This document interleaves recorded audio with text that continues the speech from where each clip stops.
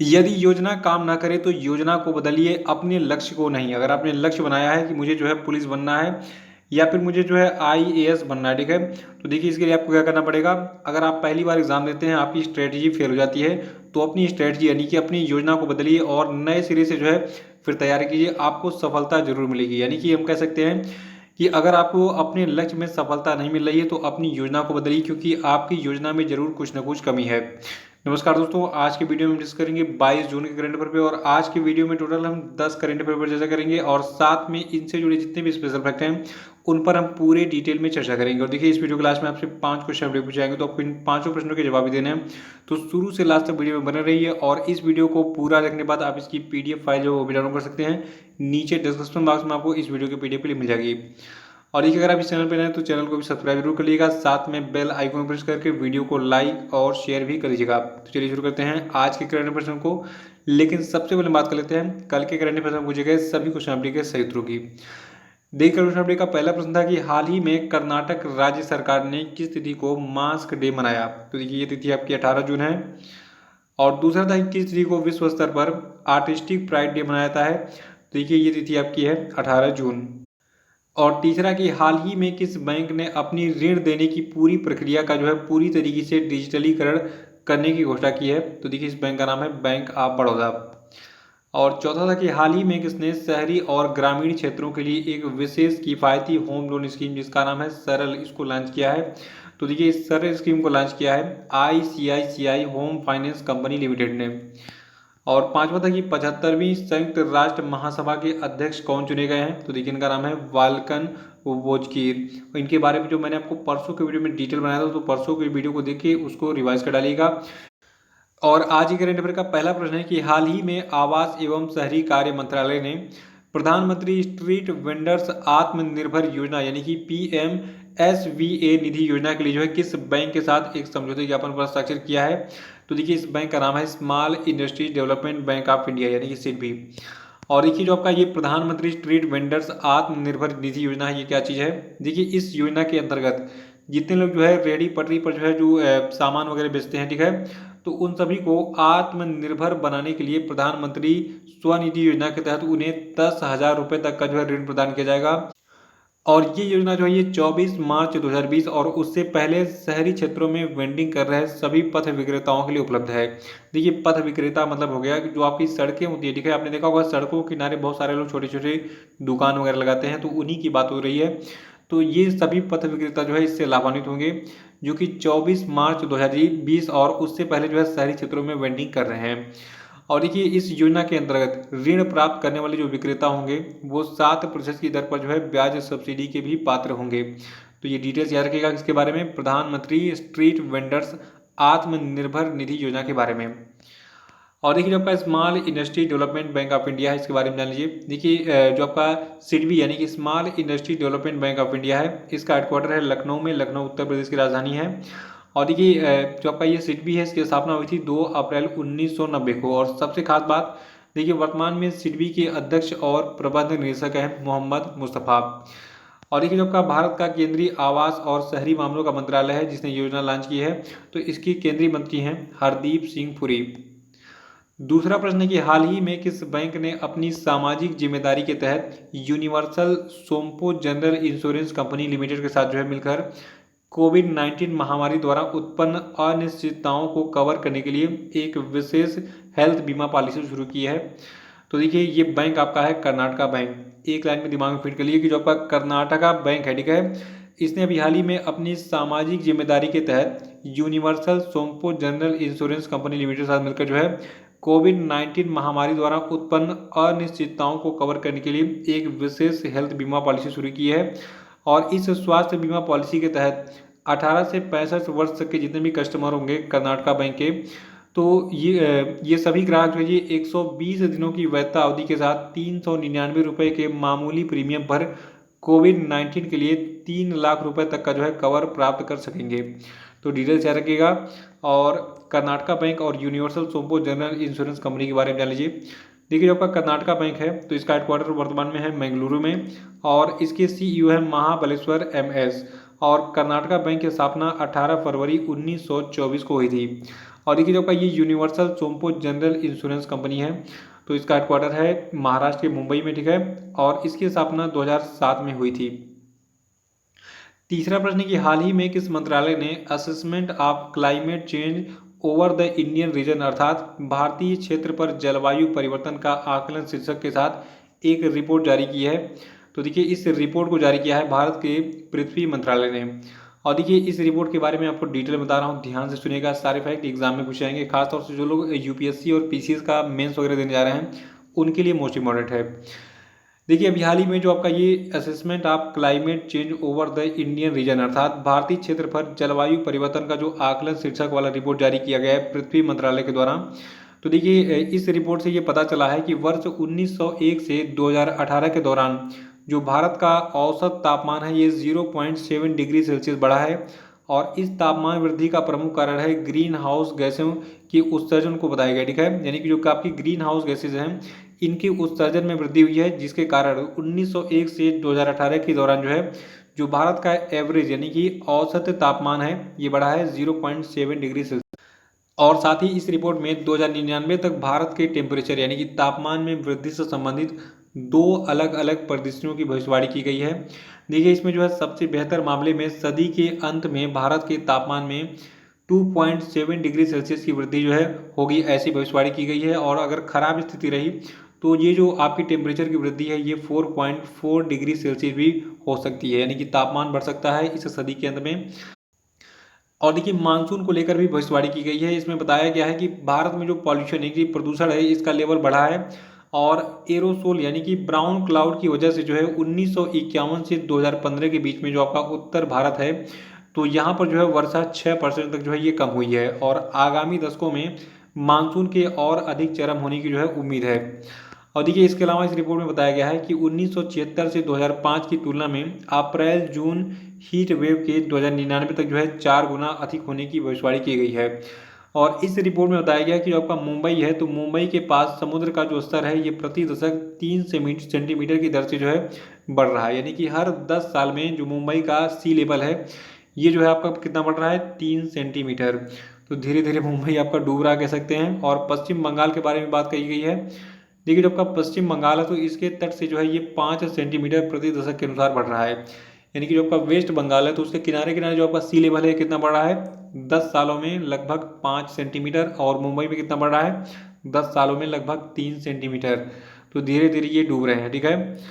और देखिए साथ ही इसमें उल्लेख किया गया है कि 1951 से 2015 के दौरान बंगाल की खाड़ी और अरब सागर सहित हिंद महासागर में सतह का जो टेम्परेचर यानी कि तापमान है ये 1 डिग्री सेल्सियस बढ़ गया है, जो कि वैश्विक औसत से बहुत ज़्यादा है। और इसके अतिरिक्त ये भी दर्शाता है ये कि गर्म दिनों और रातों की जो आवृत्ति है क्रमशः 55% और 70% जो है बढ़ सकती है, ऐसा उम्मीद है। तो इस रिपोर्ट का स्क्रीनशॉट ले लीजिए, इसको नोट कर लीजिएगा आराम से, ठीक है। यहाँ से बहुत सारे प्रश्न बनेंगे, खास तौर से जो आपका ये मैंने बताया लाइन कि जो आपका मुंबई है और पश्चिम बंगाल है, ठीक है, तो इसका जो है हर 10 साल में कितना सतह डूब रहा है, पश्चिम बंगाल का 5 सेंटीमीटर और मुंबई का जो है ये 3 सेंटीमीटर हर दशक में, ठीक है, यानी कि 10 सालों में। और चौथा प्रश्न है कि हाल ही में किसके द्वारा good governance practices in pandemic for international civil servants यानी कि अंतर्राष्ट्रीय प्रशासनिक अधिकारियों के लिए महामारी में सुशासन प्रक्रियाओं पर एक अंतर्राष्ट्रीय कार्यशाला यानी कि वर्कशॉप का जो है उद्घाटन किया गया था। तो देखिए इसका उद्घाटन किया था भारत के केंद्रीय कार्मिक लोक शिकायत और पेंशन राज्य मंत्री डॉक्टर जितेंद्र सिंह ने। देखिए जो आपकी ये वर्कशॉप यानी कि कार्यशाला थी जिसका नाम था अंतर्राष्ट्रीय प्रशासनिक अधिकारियों के लिए महामारी में सुशासन प्रक्रियाओं पर एक अंतर्राष्ट्रीय कार्यशाला, ठीक है। तो इसका आयोजन जो है ये भारतीय तकनीकी और आर्थिक सहयोग विदेश मंत्रालय, राष्ट्रीय सुशासन केंद्र, प्रशासनिक सुधार और लोक शिकायत विभाग के द्वारा जो है मिलकर किया गया था। और देखिए इस कार्यशाला में जो है टोटल 16 देशों के 81 अंतर्राष्ट्रीय सिविल सेवकों ने भाग लिया था, और इसमें श्रीलंका सेना के जो चीफ ऑफ स्टाफ हैं मेजर जनरल HJS गुणवर्धने ये शामिल हुए थे, और बांग्लादेश की सरकार के 19 वरिष्ठ सचिव, म्यांमार के 11 जिला प्रशासक, Bhutan, Kenya, Morocco, Nepal, Oman, Somalia, Thailand, Tunisia, tonga, Sudan और उज्बेकिस्तान के वरिष्ठ अधिकारी भी शामिल थे। और पांचवा प्रश्न है कि हाल ही में ग्रेटर मुंबई नगर निगम ने ICU बेड और वेंटिलेटर के बारे में जानकारी मुहैया कराने के लिए कौन सा मोबाइल एप्लीकेशन लॉन्च किया है? तो देखिए इस मोबाइल एप्लीकेशन का नाम है एयर20 और एयर20 के बारे में आपको डिटेल बता देता हूँ। लेकिन इससे पहले एक इन्फॉर्मेशन आपको दे दी, तो कि जो आपका वीकली करंट अफेयर का वीडियो है, तो इस सप्ताह के वीकली करंट अफेयर का वीडियो अपलोड हो चुका है और उसकी लिंक मैं आपको दे दे रहा हूँ नीचे डिस्क्रिप्शन बॉक्स में। तो इस वीडियो को कंप्लीट करने के बाद जो है आप उस वीडियो को देख डालिएगा, ठीक है, ताकि आपके पूरे सप्ताह का जो करंट अफेयर है वो रिवाइज हो जाए और एक तरीके से आप उसका टेस्ट भी दे सकते हैं। टोटल 58 मोस्ट इंपॉर्टेंट प्रश्नों का जो है वो सीरीज है, ठीक है। तो बात कर रहे थे हम एयर20 नामक इस मोबाइल एप्लीकेशन की, जिसको ग्रेटर मुंबई नगर निगम ने जो है लॉन्च किया है। किस लिए? आईसीयू बेड और वेंटिलेटर के बारे में जानकारी मुहैया कराने के लिए कि किस अस्पताल में कितने आईसीयू बेड और वेंटिलेटर खाली हैं, ठीक है। देखिए जो आपका ये मोबाइल एप्लीकेशन है एयर20, तो इसको जो है आर्टवेयर टेक्नोलॉजीज लिमिटेड ने प्रोविटी सॉफ्ट प्राइवेट लिमिटेड साथ जो है मिलकर डेवलप यानी कि विकसित किया है। छठा प्रश्न है कि हाल ही में किसने जो है कोविड-19 परीक्षण के लिए भारत की पहली मोबाइल लैब लॉन्च की है? तो देखिए जो भारत की पहली मोबाइल लैब है इसको लॉन्च किया है डॉक्टर हर्षवर्धन ने, जो कि भारत के केंद्रीय स्वास्थ्य और परिवार कल्याण मंत्री हैं। देखिए जो आपका ये भारत का जो पहला मोबाइल लैब है इसका नाम दिया गया है आई लैब नाम दिया गया इसको, ठीक है, यानी कि इन्फेक्शियस डिजीज डिजिटल लैब। और देखिए इसको जो है विज्ञान और प्रौद्योगिकी मंत्रालय के जैव प्रौद्योगिकी विभाग यानी कि डिपार्टमेंट ऑफ बायोटेक्नोलॉजी ने आंध्र प्रदेश मेडटेक जोन के साथ मिलकर AMTZ कमांड कंसोर्टिया के तहत जो है विकसित किया है। और एक जो आपका ये आई लैब यानी कि इन्फेक्शियस डिजीज डिजिटल लैब है, ठीक है, तो इसको जो है कोविड-19 और गैर कोविड-19 दोनों परीक्षणों को जो है करने में सक्षम बनाया गया है, ताकि ये यहाँ पे जो है कोविड-19 का भी परीक्षण हो सके और अन्य बीमारियों का जो है टेस्टिंग यानी कि परीक्षण हो सके। और सबसे खास बात है कि ये जो है जो टेस्टिंग करेगा ये लैब, ठीक है, तो ये उसी दिन जो है उसका परिणाम बता देगा कि आप जो है किस बीमारी में पॉजिटिव हैं या फिर नेगेटिव हैं, ठीक है। सातवां प्रश्न है कि हाल ही में वर्ल्ड इकोनॉमिक फोरम ने वर्ष 2020 की 100 टेक्नोलॉजीज पायनियर्स कंपनियों की लिस्ट जारी की है। इस लिस्ट में जो है कितने भारतीय कंपनियों को जगह मिली है? तो देखिए इस 100 टेक्नोलॉजी पायनियर्स कंपनियों की लिस्ट में टोटल 2 भारतीय कंपनियों को जगह मिली है। ये कंपनी आपकी है जेस्ट मनी और स्टेल एप्स, ठीक है। देखिए जो पर जेस्ट मनी है ये आर्टिफिशियल इंटेलिजेंस आधारित डिजिटल और एक भारतीय लैंडिंग प्लेटफॉर्म है जो कि लाखों लोगों को किफ़ायती ऋण सुविधा प्रदान करता है। और जो आपका ये स्टेल एप्स है ये भारत के data lead internet of things आधारित स्टार्टअप प्लेटफॉर्म है, जो कि डेयरी आपूर्ति श्रृंखला के डिजिटलीकरण के कार्य से जो है जुड़ा हुआ है। तो इन दोनों भारतीय कंपनियों के बारे में याद रखिएगा। और देखिए बात कर लेते हैं हम वर्ल्ड इकोनॉमिक फोरम के बारे में। देखिए जो आपका वर्ल्ड इकोनॉमिक फोरम है इसका हेडक्वार्टर है स्विट्जरलैंड के कोलोनी में और इसके फाउंडर हैं क्लास श्वाब। इन्होंने इसकी स्थापना की थी 1971 में। आठवां प्रश्न है कि एशियाई विकास बैंक ने भारतीय अर्थव्यवस्था के वित्तीय वर्ष 2021 में कितने प्रतिशत तक जो है संकुचन रहने का अनुमान लगाया है? तो देखिए टोटल 4% जो है संकुचन रहने का अनुमान लगाया किसने? एशियाई विकास बैंक ने वित्तीय वर्ष 2021 में भारत का जो अर्थव्यवस्था है उसको, ठीक है। और देखिए आपको बता दूं जो आपकी ये भारत की अर्थव्यवस्था है ये 2021 में 4% संकुचित क्यों रहेगी? देखिए सबको पता है कि जो आपका कोविड-19 है इसके कारण जो है लॉकडाउन लगा था और पिछले 2 महीने से पूरे भारत में जितनी भी इंडस्ट्रीज है, ठीक है, तो ये पूरी की पूरी बंद हो गई थी, व्यवसाय वगैरह बंद हो गए थे, तो इसलिए जो है भारत में अर्थव्यवस्था में जो है ये 4% की गिरावट हो सकती है, ऐसा कहा है एशियाई विकास बैंक ने। और देखिए इसके अलावा जो एशियाई विकास बैंक यानी कि एशियन डेवलपमेंट बैंक है, तो इसने ये उम्मीद जताई है कि जो भारत की अर्थव्यवस्था है ये वित्तीय वर्ष 2022 में उभर कर 5% की वृद्धि दर पर जो है आ सकती है। तो ये सारे आंकड़े नोट कर लीजिएगा। और बात कर लेते हैं एशियाई विकास बैंक की। देखिए जो आपका एशियाई विकास बैंक है यानी कि एशियन डेवलपमेंट बैंक है, इसका हेडक्वार्टर है फिलीपींस के मांडुलिया मनीला में और इसके प्रेसिडेंट है वर्तमान में मात्सुगु अस्कावा और इसकी स्थापना 19 दिसंबर 1966 में हुई थी। नवा प्रश्न है कि 2020 का सबसे बड़ा सूर्य ग्रहण जो है ये किस तिथि को लगा था? तो देखिए 2020 का जो आपका सबसे बड़ा सूर्य ग्रहण है लगा था 21 जून को और 21 जून को हमने अंतर्राष्ट्रीय योग दिवस भी मनाया है और अपने घर में रह के मनाया है, क्योंकि आपको पता है कि कोरोना वायरस जो है ये हमें बाहर निकलने नहीं दे रहा है। देखिए हम बात कर रहे हैं 2020 के सबसे बड़े सूर्य ग्रहण की। देखिए साल 2020 का जो सबसे बड़ा सूर्य ग्रहण है ये संडे यानी कि रविवार को 21 जून को लगा था सुबह 10:11 से और ये जो है दोपहर 1:40 तक रहा था। और देखिए कल के सूर्य ग्रहण में एक खास बात ये रही 12:08 पर जो है रिंग ऑफ फायर हमें दिखाई दिया, यानी कि जो आपका सूर्य है कुछ इस प्रकार से दिखने लगा। जो चंद्रमा है ये इसने जो है सूर्य को ढक लिया था, ठीक है, किनारे किनारे ऐसे जो है एक रिंग टाइप का बन गया था। इसको हम कहते हैं रिंग ऑफ फायर, यानी कि सूर्य सोने की अंगूठी। तो ये नज़ारा आपको कब दिखाई दिया? 12:08 पर। और देखिए इस दौरान जो है दिन के समय में कुछ देरी के लिए पूरा का पूरा अंधेरा छा गया था और इस ग्रहण को जो है चूड़ामणि नाम दिया गया। ठीक है, ये चीज़ जरूर याद रखिएगा। और 10वां प्रश्न है कि अंतर्राष्ट्रीय योग दिवस जो है ये किस तिथि को मनाया जाता है? तो देखिए अंतर्राष्ट्रीय योग दिवस को हम मनाते हैं हर साल 21 जून को। और देखिए आपका अंतर्राष्ट्रीय योग दिवस है तो 2020 के लिए इसकी थीम क्या रखी गई है? इसकी थीम है yoga for health, yoga at home. और देखिए जो आपका अंतर्राष्ट्रीय योग दिवस है इसके बारे में 2 फैक्ट एग्जाम में बहुत बार पूछे गए हैं कि ये पहली बार कब मनाया गया था। ठीक है, देखिए जो आपके भारत के प्रधानमंत्री हैं नरेंद्र मोदी जी है, तो इनकी अपील के बाद 27 दिसंबर 2014 को संयुक्त राष्ट्र महासभा में अंतर्राष्ट्रीय योग दिवस के प्रस्ताव को जो मंजूरी मिली थी और इसके बाद ये सबसे पहले 21 जून 2015 को पूरे विश्व में मनाया गया। तो ये चीज़ याद रखिएगा। और दूसरी खास बात कि 21 जून को हर साल मनाते हैं अंतर्राष्ट्रीय योग दिवस और 2020 के लिए इसकी थीम है yoga for health, yoga at home. तो ये थे आपके आज के सभी महत्वपूर्ण करंट अफेयर। और अब हम बात कर लेते हैं आज के सभी क्वेश्चन अपडेट पे। देखिए आज के क्वेश्चन अपडेट का पहला प्रश्न है कि हाल ही में किस व्यक्ति को JSW सीमेंट का ब्रांड एम्बेसडर बनाया गया? इसका आंसर बताइए।